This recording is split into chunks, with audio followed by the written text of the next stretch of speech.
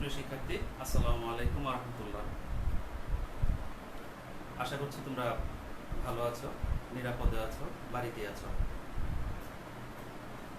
বন্ধুরা, আবার চলে আসলাম তোমাদের মধ্যে। আমি মোহাম্মদ আমিনুল করিম, প্রভাষক পদার্থবিদ্যা, কামারখান ফাজিল মাদ্রাসা, কামারখান সিরাজগঞ্জ।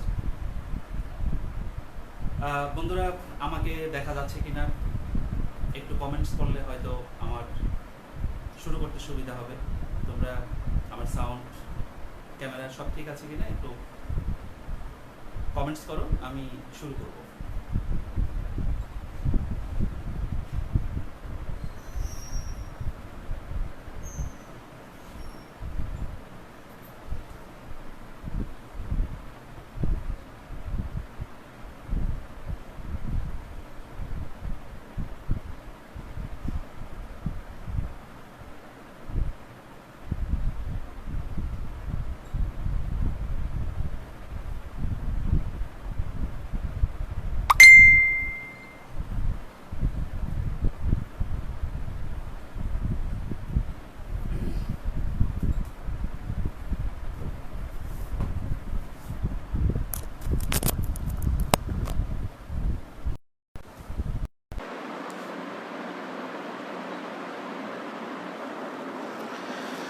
ওকে বন্ধুরা, আমার মনে হয় তোমরা দেখতে পাচ্ছ আমি শুরু করতে চাচ্ছি। আজকে তোমাদের আমি উপস্থিত হয়েছি এসএসসি পদার্থবিজ্ঞান বিষয় নিয়ে এবং কিশোরগঞ্জ অনলাইনের পক্ষ থেকে। তোমরা ইতিমধ্যে আমার একটি ক্লাস করেছো, আজকে দ্বিতীয় ক্লাসটি তোমাদের মধ্যে আমি উপস্থাপন করব। আমাদের দ্বিতীয় ক্লাসটি তোমাদের বইয়ের ষষ্ঠ অধ্যায় বস্তুর উপর তাপের প্রভাব, এই বিষয়টির উপর আমি গত ক্লাসে আলোচনা করেছিলাম। আজকে আমি এটির দ্বিতীয় অংশ অর্থাৎ লেকচার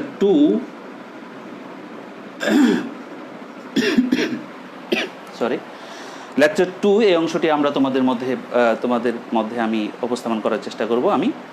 তো আজকে যে অংশটুকু আলোচনা করব তার আগে আমি একটু রিক্যাপ করতে চাই। নিশ্চয়ই তোমাদের মনে আছে যে আমি গত ক্লাসে যে অংশটি আলোচনা করেছিলাম সেটা হচ্ছে তাপমাত্রা, এগুলো সংজ্ঞা আলোচনা করেছিলাম। পাশাপাশি আলোচনা করেছিলাম যে এদের সংজ্ঞা সাথে একক আলোচনা করেছিলাম, এককগুলোর মধ্যে সম্পর্ক, এবং এইটার সাথে আলোচনা করেছিলাম আমার যতটুকু মনে আছে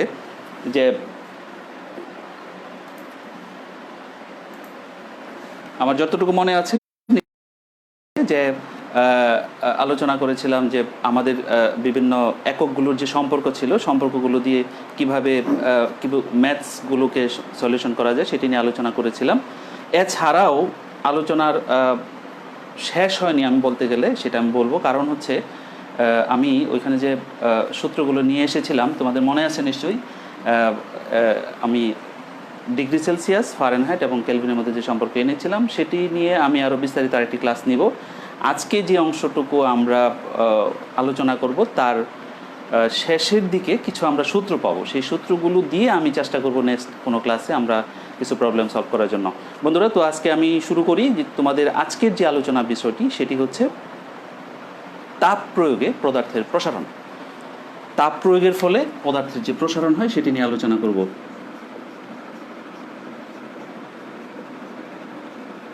তাপ প্রয়োগে পদার্থের প্রসারণ সেটি নিয়ে আলোচনা করব। আমরা জানি যে এই অধ্যায়টি হয়েছে বস্তুর ওপর তাপের প্রভাব, অর্থাৎ তাপ বস্তুর ওপর কী প্রভাব ফেলতে পারে সেটি নিয়ে আমি মূলত তোমাদের মধ্যে আলোচনা করব এই চ্যাপ্টারে। তো এখানে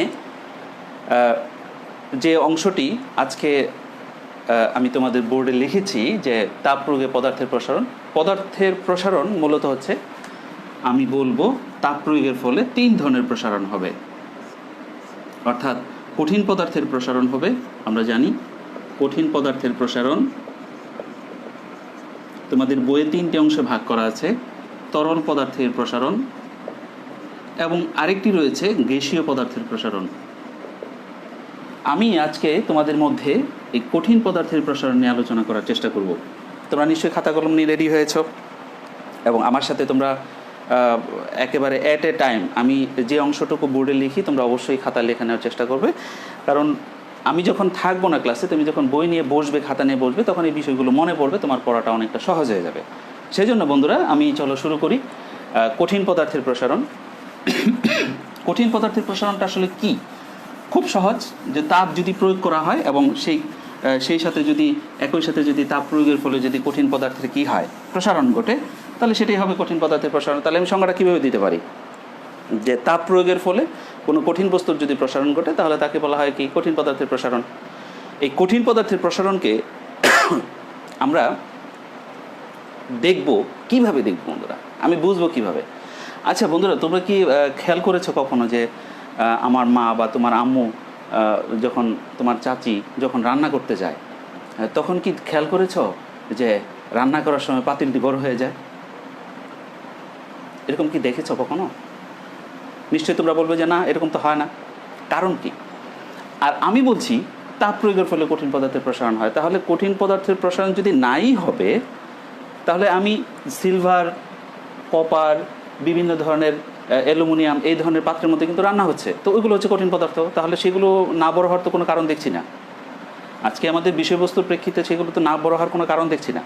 বন্ধুরা, তোমাদের মধ্যে এই বিষয়টা নিয়ে আমি আসবো, যে আসলে রান্না করার সময় পাতিলটি কীভাবে বড় হয়ে যায়, এটা আমরা দেখব, প্রমাণ করব। তো আজকে এই কঠিন পদার্থের প্রসারণে আমি আরও কিছু উদাহরণ তোমাদের মধ্যে আনতে চাই। যেমন ধরো, আমি যদি একটা পদার্থকে তাপ দিই, তাহলে কি হবে? চলো একটু দেখি বন্ধুরা। ধরো এই পদার্থের, এইটিকে একটি পদার্থ, আমি বলবো যে এটি দ্বিধাতব একটি পদার্থ। কি পদার্থ? দ্বিধাতব পদার্থ। বন্ধুরা খেয়াল করো ভালো করে। আমি একটা লোহার টুকরাকে এবং পাশাপাশি একটি পিতলের টুকরাকে, পিতল, এই দুটি টুকরাকে যদি আমি একসাথে করি, করার পর এইটিকে যদি আমি তাপ প্রয়োগ করি, তাহলে কি হবে বন্ধুরা? এটিকে যদি তাপ প্রয়োগ করি তাহলে কি হবে? তো আমার আজকে ক্লাসের যে শুরুতে বলেছিলাম কঠিন পদার্থের প্রসারণ তাপ প্রয়োগে, নিশ্চয়ই এটিকে তাপ প্রয়োগ করলে এটি প্রসারিত হবে। এই প্রসারণটা কয় ধরনের হতে পারে? এটা যেহেতু একটা কঠিন পদার্থ, আমি বলছি দ্বিধাতব পদার্থ, অর্থাৎ কঠিন পদার্থ নিশ্চয়ই। তো এই পদার্থটাকে তাপ প্রয়োগ করলে প্রসারণের ধরন হতে পারে 3 ধরনের। একটা হতে পারে দৈর্ঘ্য প্রসারণ, আরেকটা হতে পারে ক্ষেত্র প্রসারণ, আর আরেকটি হতে পারে আয়তন প্রসারণ। কয় ধরনের প্রসারণ বন্ধুরা? 3 ধরনের। এই পদার্থটিকে তাপ দিলে আমরা 3 ধরনের প্রসারণ পেতে পারি। কারণ কঠিন পদার্থের কি থাকে বন্ধুরা? দৈর্ঘ্য থাকে, দৈর্ঘ্য এবং প্রস্থ দিয়ে ক্ষেত্র হয়, এবং দৈর্ঘ্য, প্রস্থ এবং উচ্চতা দিয়ে আমরা জানি কি হয়? আয়তন হয়। 3 ধরনের প্রসারণই হতে পারে। তো আমি প্রথমেই আসবো যে আসলে আমি তোমাদের মধ্যে এক ধরনের প্রসারণ নিয়ে আলোচনা করব। খেয়াল করো বন্ধুরা, আমার যে কথাটি আমি তোমাদের সামনে তুলে ধরতে চাচ্ছি সেটি হচ্ছে যে মূলত আমি এক ধরনের প্রসারণে আলোচনা করব। আমি আশা করছি তোমরা এই একটি প্রসারণে আলোচনা করলে বাকি 2টি প্রসারণ তোমরা বাড়িতেই করে ফেলতে পারবে। এবং আমার ক্লাসের শেষের দিকে আমি অবশ্যই এই অংশটা আলোচনা করার পর এই 2টি অংশ তোমাদেরকে বাড়ির কাজ হিসেবে দিব। সুতরাং বন্ধুরা, খুব মনোযোগ সহকারে একটি প্রসারণে আমি যখন আলোচনা করব সেটি ভালো করে নোট করে নেবে, তাহলে এটির সাথে সম্পর্ক রেখে বাকিগুলো তোমাদের আলোচনা করতে সুবিধা হবে। তো যাই হোক, আচ্ছা বন্ধুরা, এইখানে এই দ্বিতীয় পদার্থটাকে যদি তাপ প্রয়োগ করি তাহলে কি কি হতে পারে? প্রথম যে চেহারাটা হতে পারে, দেখো তো, আমি যদি এটাকে তাপ প্রয়োগ করি, তোমরা জানো যে তাপ শোষণ করার ক্ষেত্রে কোনটি এক্সপার্ট বেশি বলো তো লোহা এবং পিতলের মধ্যে? অর্থাৎ কোনটির, আমি পরবর্তীতে আসবো তাপ পরিবাহগত বিষয়টি নিয়ে, জাস্ট একটু সংজ্ঞা হিসেবে আমরা রেখে দিই এখানে, যে লোহা এবং পিতল দুটোকে তাপ প্রয়োগ করলে, এখানে আমি তোমাদের জানিয়ে রাখি, পিতলের তাপ শোষণ করার ক্ষমতা বেশি। আমরা এটা প্রমাণ করব পরবর্তীতে। তো যদি পিতল তাপ আগে শোষণ করে এবং বেশি শোষণ করে তাহলে কি হবে? দেখো তো, এরকম হবে না? অর্থাৎ পিতলের অংশটি বেশি বেঁকে যাবে না?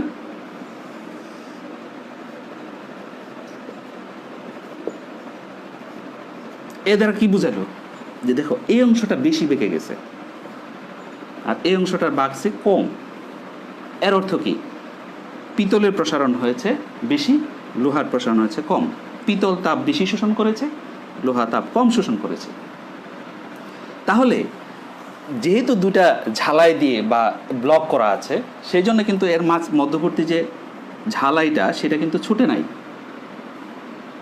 এইটা বেশি প্রসারিত হয়েছে, এটা কম প্রসারিত হয়েছে। এটা কিন্তু প্রসারিত হয়েছে বাট কম হয়েছে। এটা বেশি প্রসারণ হওয়ার কারণে এটাকে সংকোচন মনে হচ্ছে, এটাকে বেশি প্রসারিত মনে হচ্ছে। এবার এটা তাপীয় অবস্থায় আছে। এখন তুমি যদি এটাকে সরিয়ে নাও, অর্থাৎ তাপ থেকে সরিয়ে নাও, তাহলে দেখবে তার উল্টো চিত্রটি দেখা যায়। এটি হচ্ছে তামা, পিতল, আর এটি হচ্ছে লোহা। বন্ধুরা, ক্লিয়ার বিষয়টি? অর্থাৎ লোহা এবার কি করেছে, সে যেহেতু আস্তে আস্তে তাপ শোষণ করেছে, সে আস্তে আস্তে তাপ ছাড়িয়ে দেবে। কিন্তু পিতল কি করেছে, দ্রুত তাপ শোষণ করেছে, সে কি করবে, দ্রুতই তাপটি ছেড়ে দিবে। তো সেই জন্য দেখা যাবে পিতল খুব বেশি তাড়াতাড়ি সংকুচিত হয়ে যাবে, অর্থাৎ তার তাপ কমে যাবে। আর লোহার তাপটা কি হবে বন্ধুরা, আস্তে আস্তে আস্তে আস্তে তার তাপমাত্রাটা কমতে থাকবে। আমি কিন্তু তাপের কথা বলছি না, তাপমাত্রার কথা বলছি। এর তাপমাত্রা কমে যাওয়ার কারণে দ্রুত সংকুচিত হয়ে যাবে, আর এর তাপমাত্রা কি আস্তে আস্তে কমার কারণে এই প্রসারিত অবস্থায় থাকবে। তাহলে বন্ধুরা কি বোঝা গেল? এখান থেকে আমি দুটি বিষয়টাকে আমি তোমাদের সামনে তুলে ধরার চেষ্টা করেছি। একটি হচ্ছে যে কঠিন পদার্থকে তাপ প্রয়োগ করলে তার প্রসারণ ঘটে, আর আরেকটি বিষয় তোমাদেরকে বোঝানোর চেষ্টা করেছি, এটি হচ্ছে লোহা এবং পিতল দুটি কঠিন পদার্থ, কিন্তু দুটির প্রসারণ সমান হয়নি।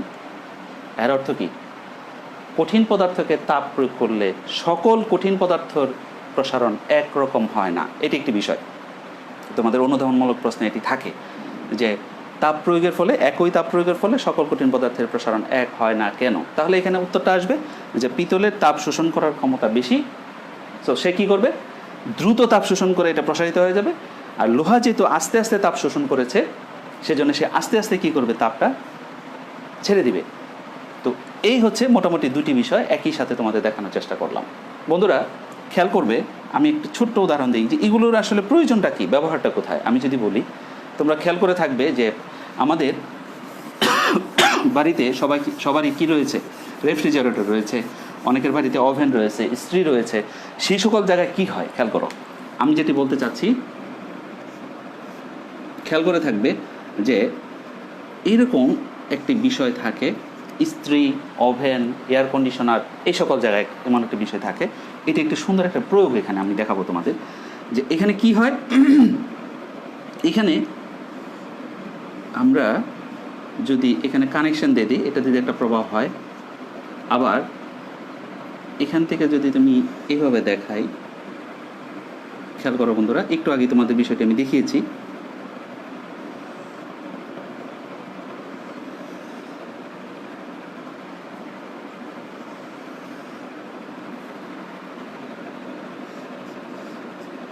এটি যদি আমি এভাবে কানেকশন দিই, অর্থাৎ এদিক থেকে প্রবাহ দিই, তোমরা জানো যে পজিটিভ এবং নেগেটিভ দুইটা প্রবাহ যদি আমি এখানে দিই, তাহলে এটা ঠিক এই বরাবর যদি হয়, তাহলে খেয়াল করলে দেখা যায় বন্ধুরা কি হবে বলো তো দেখি। এখানে আমি যদি এটি পিতল দিই, এটি যদি লোহা দিই, তাহলে কি হবে খেয়াল করো তো বন্ধুরা। আমরা কানেকশন কিন্তু দিয়ে রেখেছি, প্রবাহ কিন্তু আমি দুটো দিয়ে রেখেছি। এরপর যখন এই দ্বিধাতব পদার্থটি যখন এটার উপর প্রথম অবস্থায় কি থাকবে, এই অবস্থায় লাগানো থাকবে, রাইট? প্রথম অবস্থায় কি থাকবে, এই অবস্থায় লাগানো থাকবে। আমি বলতে চাচ্ছি এটার সাথে এটা কানেক্ট থাকবে। তো কানেক্ট থাকলে কি হবে, যেহেতু প্রবাহ দেওয়া আছে, কানেক্ট থাকলে কি হবে, এখানে অবশ্যই কি হবে, এই দ্বিধাতব পদার্থটা গরম হবে আস্তে আস্তে। গরম হওয়ার পরে কি হবে, যখন একটু বেশি পরিমাণ গরম হয়ে যাবে, আমরা জানি লোহার চেয়ে পিতলের তাপ শোষণ ক্ষমতা বেশি, তখন এই পিতল কি করবে, তাপ বেশি শোষণ করার কারণে এটা বেঁকে যাবে।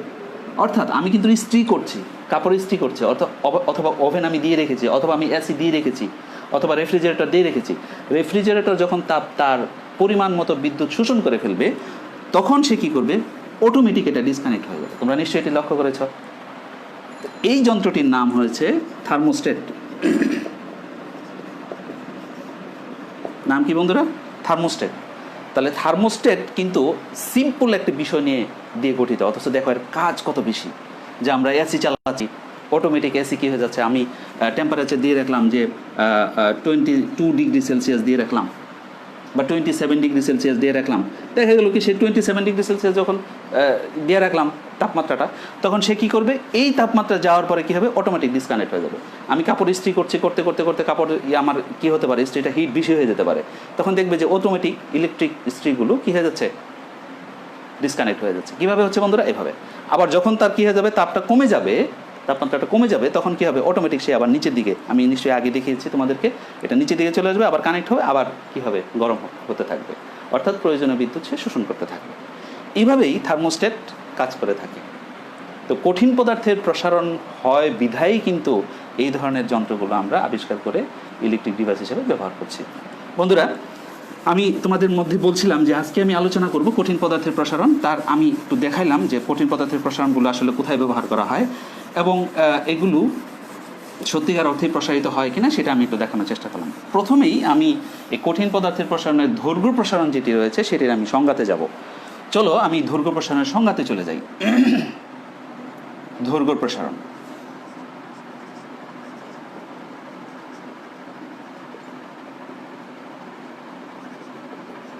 দৈর্ঘ্য প্রসারণের সংজ্ঞাতে আমি যদি যাই তাহলে সংজ্ঞাটা কীরকম হবে? হ্যাঁ, যে কোনো কঠিন দণ্ডের তাপমাত্রা, কোনো কঠিন পদার্থকে যদি আমি কী করি, তাপ প্রয়োগ করি, তাহলে ওই এর দৈর্ঘ্য বরাবর কী হবে, একটা প্রসারণ করবে। আমি চিত্রের সাহায্যে বোঝালে বলতে তোমাদের সুবিধা হবে। ধরো আমি একটা এল দৈর্ঘ্যের, এটা হচ্ছে এল দৈর্ঘ্যের একটি বস্তু, কী দৈর্ঘ্যের, L1 দৈর্ঘ্যের বা L1 মনে করে, এটা আদি দৈর্ঘ্য L1 প্রাথমিক ছিল। যখন আমি তাপ প্রয়োগ করলাম তখন কি হলো, তার দৈর্ঘ্য বরাবর কি হলো, একটি প্রসারণ ঘটলো। দেখো এখান থেকে আমি যদি দেখি এই পর্যন্ত যে প্রসারণটা হয়েছে, তাহলে এটাকে যদি আমি L1 ধরি, এটাকে যদি আমি L2 ধরি, টোটালটাকে, তাহলে এখানে আমরা পদার্থবিজ্ঞানের ভাষায় এই দুটোর মধ্যে যে দৈর্ঘ্যের পার্থক্য হয়েছে আগে এবং পরে, সেটা কি দ্বারা প্রকাশ করব, L2 মাইনাস L1।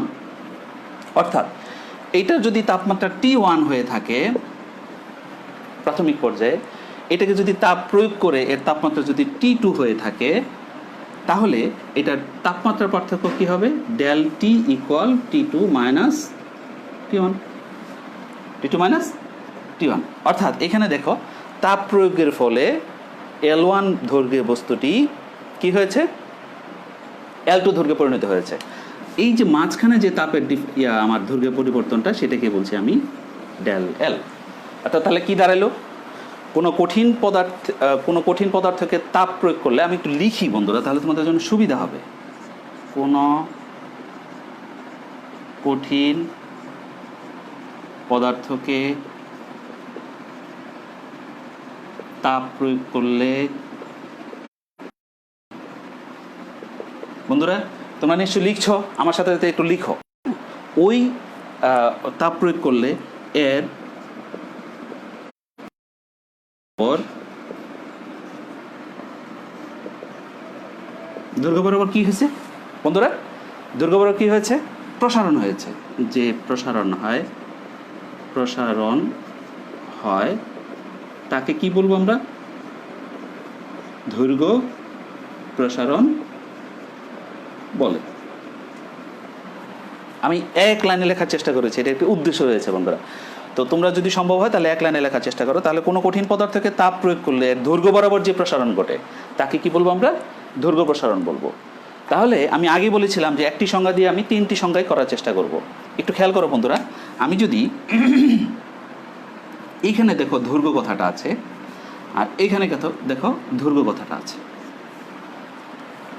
তাহলে একটু খেয়াল করো বন্ধুরা, দৈর্ঘ্য প্রসারণের সংজ্ঞা দিচ্ছি আমি। কোনো কঠিন পদার্থকে তাপ প্রয়োগ করলে এর দৈর্ঘ্য বরাবর যে প্রসারণ ঘটে বা প্রসারণ হয় তাকে দৈর্ঘ্য প্রসারণ বলে।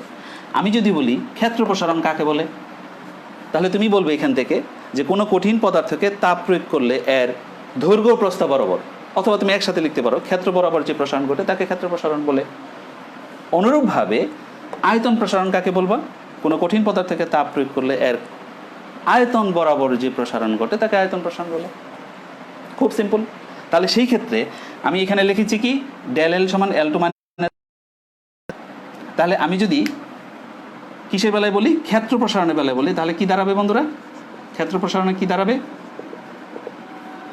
ডেল এ অর্থাৎ এরিয়া, আয়তন দ্বারা, আয়তনকে আমরা ক্ষেত্রকে আমরা এ দ্বারা প্রকাশ করি। ডেল এ সমান হচ্ছে A2 মাইনাস A1। ঠিক আছে কিনা বন্ধুরা? তারপরে আমি যদি আয়তন প্রসারণ প্রকাশ করি, তাহলে আয়তন প্রসারণের এটা কি হবে? ডেল ভি ভলিউম ইকুয়াল কি V2 মাইনাস V1। ঠিক আছে বন্ধুরা? তো এখানে আমি যেটা বলতে চাচ্ছি যে দৈর্ঘ্য প্রসারণ, ক্ষেত্র প্রসারণ এবং আয়তন প্রসারণ, এই তিনটি বিষয় কিন্তু আমাদের মধ্যে আলোচনা এখানে হয়ে গেল। তো তোমাদের কি দেখতে একটু সমস্যা হচ্ছে কিনা তোমরা দেখো তো বন্ধুরা।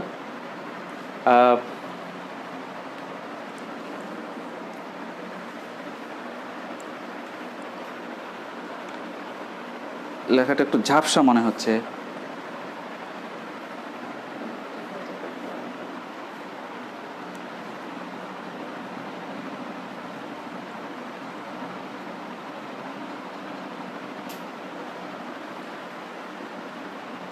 ফ্যানটা বন্ধ করবে।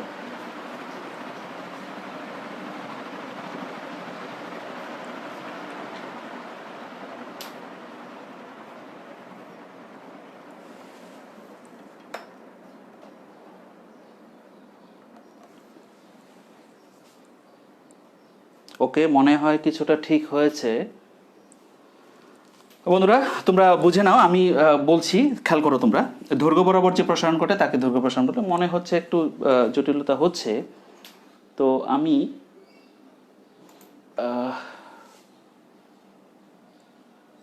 ঠিক আছে। তো তাহলে আমি বলতে চাচ্ছি ক্ষেত্র প্রসারণ হচ্ছে ডেল এ সমান হচ্ছে A2 মাইনাস A1, আয়তন প্রসারণ হচ্ছে del V V2 minus V1। তাহলে আমি কিন্তু একটি সংজ্ঞা দ্বারা, কি সংজ্ঞা দ্বারা? একটি সংজ্ঞা দ্বারা, অর্থাৎ তিনটি সংজ্ঞাকে আমি আনার চেষ্টা করেছি। ক্লিয়ার বন্ধুরা? এরপর আমি আরেকটি বিষয় নিয়ে তোমাদের আলোচনা করছি, সেটি হচ্ছে দৈর্ঘ্য প্রসারণের পরে আমাদের যেটা আলোচনা করতে হবে সেটা হচ্ছে দৈর্ঘ্য প্রসারণ সহগ।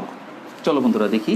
ও আরেকটি বিষয় রয়ে গেছে, সেটা হচ্ছে দৈর্ঘ্য প্রসারণের একক হবে, দৈর্ঘ্য প্রসারণের একক হবে মিটার, দৈর্ঘ্য যেহেতু বুঝতে পারছো। ক্ষেত্র প্রসারণের একক হচ্ছে মিটার গুণন মিটার, মিটার স্কোয়ার, এবং আয়তন প্রসারণের সংখ্যা হচ্ছে ঘনমিটার, অর্থাৎ মিটার, বর্গমিটার এবং ঘনমিটার। এই তিনটি একক অবশ্যই তোমাদের মনে রাখতে হবে। ওকে বন্ধুরা, এরপর আমি যেটা আসবো সেটা হচ্ছে, এর পরেই যেটা আসে সেটা হলো যে দৈর্ঘ্য প্রসারণ সহগ, যেটি নিয়ে তোমাদের সূত্র রয়েছে এবং এই সূত্র দিয়ে তোমাদের পরীক্ষা অঙ্ক করতে হবে, অনেক প্রবলেম সলভ করতে হবে ম্যাথমেটিক্যাল। তো সেটি হচ্ছে কি দৈর্ঘ্য প্রসারণ সহগ। খেয়াল করো বন্ধুরা, আমি আগের মতো একটি সংজ্ঞা দিয়ে তিনটি বোঝানোর চেষ্টা করবো, অর্থাৎ দৈর্ঘ্য প্রসারণ সহগ কাকে বলে, ক্ষেত্র প্রসারণ সহগ কাকে বলে এবং আয়তন প্রসারণ সহগ কাকে বলে। এই তিনটি বিষয় তোমাদের মধ্যে আমি তুলে ধরবো, একটু মনোযোগ দিলে হয়ে যাবে। আগের সংজ্ঞার সাথে একটু ছোট্ট জিনিস যোগ করে দেবো, খুব বেশি কিছু করব না। সেটা কি? জাস্ট এখানে লিখবো 1 মিটার দৈর্ঘ্যের, ভালো করে খেয়াল করো বন্ধুরা, 1 মিটার দৈর্ঘ্যের যে কোনো একটা দণ্ডের, অর্থাৎ কোনো দণ্ডের তাপমাত্রা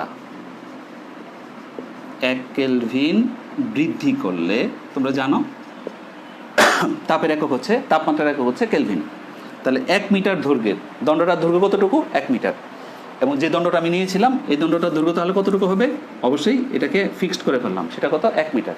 তাহলে 1 মিটার দৈর্ঘ্যের কোনো দণ্ডের তাপমাত্রা যদি 1 কেলভিন বৃদ্ধি করা হয়, বৃদ্ধির ফলে বা বৃদ্ধি করলে এর যতটুকু দৈর্ঘ্য বরাবর প্রসারণ ঘটে, দৈর্ঘ্য বরাবর প্রসারণ ঘটে, তাকে ওই দণ্ডের উপাদান, অর্থাৎ যে দণ্ডটা আমি নিয়েছিলাম সেই দণ্ডটার কথা বলছি, তাকে ওই দণ্ডের উপাদানের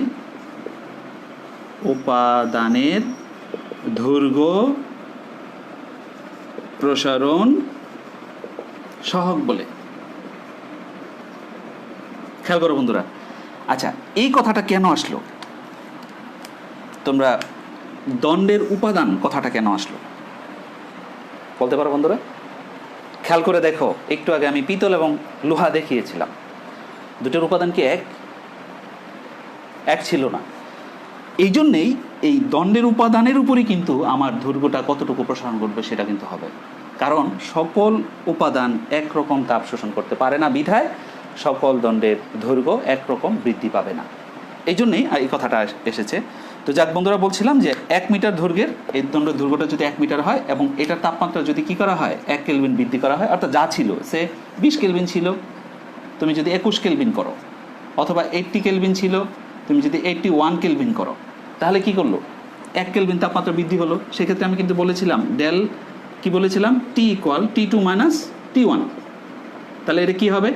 81 মাইনাস 80, দ্যাট ইজ 1 কেলভিন। আমি এই ডেলটির কথা বলছি যে এই তাপমাত্রা যদি তুমি কি করো 1 কেলভিন বৃদ্ধি করো, তাহলে কি হবে? এর দৈর্ঘ্য বরাবর যতটুকু প্রসারণ করবে তাকে এই লোহার দণ্ডের, তামার দণ্ডের, কপার দণ্ডের, বিভিন্ন দণ্ডের উপাদানের কি বলা হবে? দৈর্ঘ্য প্রসারণ সহগ বলা হবে।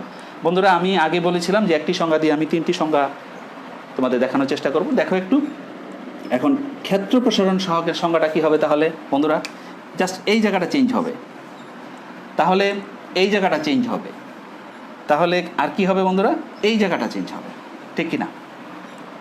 তাহলে আমি যদি ক্ষেত্র প্রসারণ সহগের সংজ্ঞাটা আমি বলতে চাই, তাহলে দেখো তো, 1 মিটার ক্ষেত্রের, 1 মিটার ক্ষেত্রের, তাই কি হয়? কি ক্ষেত্র হয়? অবশ্যই না। এই জায়গাটাও কি করতে হবে? এবং তোমাকে চেঞ্জ করতে হবে। তখন কি বলতে হবে? 1 মিটার স্কোয়ার, 1 মিটার স্কোয়ার বা 1 বর্গ মিটার ক্ষেত্রের কোনো দণ্ডের তাপমাত্রা 1 কেলভিন বৃদ্ধি করলে এর যতটুকু ক্ষেত্র বরাবর প্রসারণ ঘটে, অথবা তুমি বলতে পারো ক্ষেত্র বরাবর না বলে দৈর্ঘ্য প্রস্থ বরাবর যে প্রসারণ ঘটে, তাকে কিভাবে? ওই দণ্ডের উপাদানের ক্ষেত্র প্রসারণ হয়ে গেল। নেক্সট আসো, আয়তন প্রসারণ সহগ। তাহলে আমি বলতে হবে কি? 1 ঘন মিটার দৈর্ঘ্য না হয় কি হবে? আয়তনের।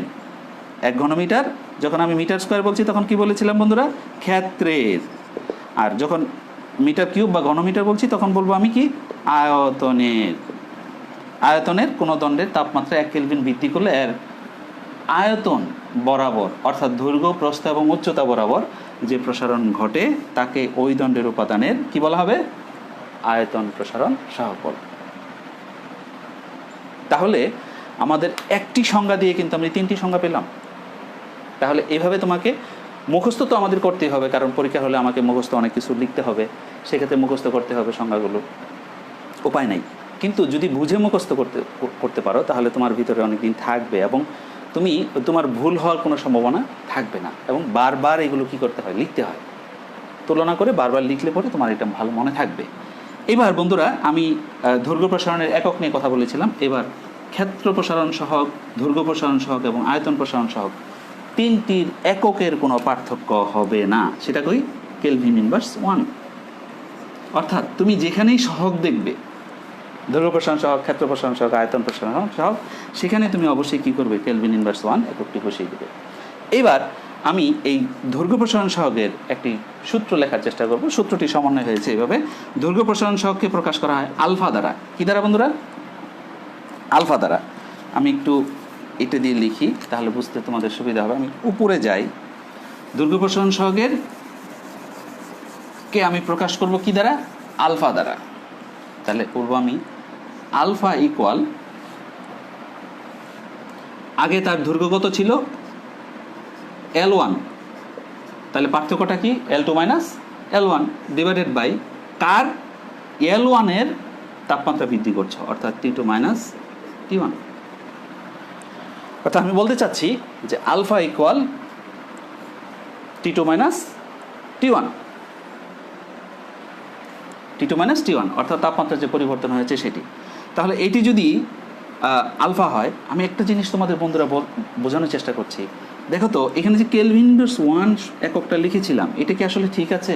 তুমি কিন্তু তোমার সমীকরণ দিয়ে প্রকাশ করতে পারো। সেটি কি? দেখো তো, এইটির একক কি? L2 মাইনাস L1, অর্থাৎ তুমি মিটার থেকে মিটার বাদ দিলে কি হবে? মিটার হবে। আবার L1 এর একক কি হবে? মিটার হবে। আর T2 - T1 এর একক কী হবে বন্ধুরা? একক কী হবে বন্ধুরা? Degree Celsius. ডিগ্রি সেলসিয়াস বা কেলভিন। আমি যদি তাপমাত্রার একক কী হবে আমরা জানি, আন্তর্জাতিক একক তাপমাত্রার আন্তর্জাতিক একক হচ্ছে কেলভিন ইনভার্স 1। তাহলে কেলভিন, আর যদি মিটার মিটার কেটে দিই তাহলে কী দাঁড়ালো বন্ধুরা? Kelvin inverse 1। ঠিক আছে কিনা? কেলভিন ইনভার্স 1, দেখো এককটা কেলভিন ইনভার্স 1। তো অনুরূপভাবে আমি একইভাবে দেখাতে পারবো ক্ষেত্র এবং আয়তন প্রসারণ সহগের সূত্রগুলো একই রকম হবে। কীরকম হবে আমি একটু লিখি। এটাকে যদি দৈর্ঘ্য প্রসারণ সহগকে যদি আলফা দ্বারা প্রকাশ করা হয়, ক্ষেত্র প্রসারণ সহগকে সাধারণত বিটা দ্বারা প্রকাশ করা হয়। কী দ্বারা? বিটা দ্বারা। বিটা সমান কী হবে আমরা জানি, আয়তন ক্ষেত্র প্রসারণ সহগকে বিটা দ্বারা প্রকাশ করা হয় এবং ক্ষেত্র প্রসারণকে A2 দ্বারা এবং A1 দ্বারা প্রকাশ করা হয়। এ দ্বারা প্রকাশ করা হয় তাহলে A1 T2 - T1। অনুরূপভাবে গামা ইকুয়াল লিখতে পারি আমরা, তোমরা জানো আয়তনকে ভি দ্বারা প্রকাশ করা হয়, V2 - V1 ডিভাইডেড বাই হচ্ছে কী হবে বন্ধুরা? V1 T2 - T1। তাহলে এই প্রতিটি, অর্থাৎ আমি দেখো একটি সূত্র যেভাবে লিখেছি, জাস্ট খালি দৈর্ঘ্যের জায়গায় কী ব্যবহার করেছি? দৈর্ঘ্যের জায়গায় আমি ক্ষেত্র ব্যবহার করেছি। এভাবে আমাদের মনে রাখতে হবে সূত্রগুলো। তাহলে এই সূত্রগুলোর মাধ্যমে আমাদের কি করতে হবে? অনেকগুলো নেক্সট ক্লাসে অবশ্যই তোমাদের আমি প্রবলেম সলভ নিয়ে আসবো। একটি বিষয় বলতে হবে, সেটি হচ্ছে যে এই তিনটির একক কিন্তু একই, তিনটির একক একই। তো পরীক্ষায় যেটা আসে, অনেক সময় আসে পরীক্ষায় যে এরকম তাৎপর্য আসে, খ নাম্বারে বা অনুধাবনে তোমাদের এরকম প্রশ্ন আসে যে তামার দৈর্ঘ্য প্রসারণ সহগ এত বলতে কী বোঝো? পরীক্ষা যদি এরকম আসে, যেমন তামার দৈর্ঘ্য প্রসারণ সহগ বন্ধুরা কত একটু বলো তো দেখি। 16.7 × 10⁻⁻6 কেলভিন ইনভার্স 1। এরকম যদি প্রশ্ন থাকে যে তামার দৈর্ঘ্য প্রসারণ সহগ এত বলতে কী বোঝো, তাহলে এই যে সংজ্ঞাটা আমি শিখেছিলাম সেই সংজ্ঞা থেকে আমি লিখব যে 1 মিটার দৈর্ঘ্যের কোনো তামার দণ্ডের তাপমাত্রা কী করতে হবে? 1 কেলভিন বৃদ্ধি করলে। তাহলে 1 মিটার দৈর্ঘ্যের কোনো তামার দণ্ডের তাপমাত্রা 1 কেলভিন বৃদ্ধি করলে তার যতটুকু প্রসারণ ঘটে, যতটুকু মানে কি এতটুকু প্রসারণ ঘটবে, তার মানে কি 16.7 × 10⁻⁻6 মিটার। তাহলে দেখো 1 মিটার দৈর্ঘ্যের কোনো তামার দণ্ডের তাপমাত্রা 1 কেলভিন বৃদ্ধি করলে তার দৈর্ঘ্য বরাবর 16.7 × 10⁻⁻6 মিটার কী পাবে? বৃদ্ধি পাবে। আচ্ছা, আমি আবারও বলি যে তামার দৈর্ঘ্য প্রসারণ সহগ এত বলতে বোঝায় 1 মিটার দৈর্ঘ্যের কোনো তামার দণ্ডের তাপমাত্রা 1 কেলভিন বৃদ্ধি করলে এর দৈর্ঘ্য বরাবর 16.7 × 10⁻⁻6 বা 10⁻6 মিটার কী পাবে? দৈর্ঘ্য বৃদ্ধি পাবে। তাহলে যদি বলে যে তামার ক্ষেত্র প্রসারণ সহগ কত, জাস্ট কি হবে? একটা জায়গায় শুধু চেঞ্জ আসবে, কি মিটার স্কোয়ার, কেলভিন ঠিক থাকবে, এত কি হবে? মিটার স্কোয়ার কী পাবে? ক্ষেত্র বৃদ্ধি পাবে। অনুরূপভাবে আয়তনের বেলায় কী পাবে? 1 ঘনমিটার দণ্ডের 1 ঘনমিটার কোনো কঠিন দণ্ডের তাপমাত্রা কি হবে? 1 কেলভিন তাপমাত্রা বৃদ্ধি যদি করো তাহলে তার কি পাবে? এত ঘনমিটার তার কি পাবে? আয়তন বৃদ্ধি পাবে। এই হচ্ছে বন্ধুরা আমার আজকের বিষয়, কঠিন পদার্থের প্রসারণ। ফলে যে কঠিন পদার্থের প্রসারণ হয় সেটি নিয়ে আমি তোমাদের মধ্যে একটু বিস্তারিত আলোচনা করার চেষ্টা করলাম। তোমরা অবশ্যই খাতায় লিখে নিয়েছো। পরবর্তী ক্লাসে তোমরা আমি একটি অর্থাৎ দৈর্ঘ্য প্রসারণ সহগ, দৈর্ঘ্য প্রসারণ এগুলো সংজ্ঞা লিখে দিয়েছি, বাকি সবগুলো তোমরা অবশ্যই। এবং পরবর্তী ক্লাসে আমরা এই ক্লাসে যে সূত্রগুলো আমরা পেলাম এবং গত ক্লাসে যে সূত্রগুলো পেয়েছি এগুলো নিয়ে আমরা গাণিতিক সমস্যার একটি ক্লাস ইনশাআল্লাহ তোমাদের মধ্যে নিয়ে আসবো। পরবর্তীতে আমাদের এই চ্যাপ্টারে যে পরের অংশটুকু কঠিন পদার্থ, তারপরে আছে তরল পদার্থ, তারপর আছে গ্যাসীয় পদার্থ, এই বিষয়গুলো আমি তোমাদের সামনে নিয়ে আসার চেষ্টা করব। তো বন্ধুরা, আশা করি তোমরা বুঝতে পেরেছ, আমার কথাগুলো বুঝতে পেরেছ আশা করি, এবং তোমরা বাসায় আছো, বাসায় থাকবে এবং আমাদের সবাইকে ভালো রাখবে। এবং আসলে একটা সুযোগ হচ্ছে যে তোমরা, হ্যাঁ কথা ঠিক, যে তোমরা কি করছো, একটু কষ্টে আছো, এই তো একটা তোমাদের ঘরের মধ্যে বন্দি থাকতে হচ্ছে, এই তো। তো সেই জায়গাটা থেকে নিশ্চয়ই আমরা বেরিয়ে আসবো, সেই প্রত্যাশা আমরা করবো অবশ্যই। তো আশা করছি সবাই ভালো থাকবে, সবাইকে, পরিবারের সবাইকে ভালো রাখবে এবং নিয়মিত পড়াশোনা করবে, সেই প্রত্যাশা রেখে আজকের মতো এখানে বিদায় নিচ্ছি। ধন্যবাদ সবাইকে। আসসালামু আলাইকুম রহমতুল্লাহ।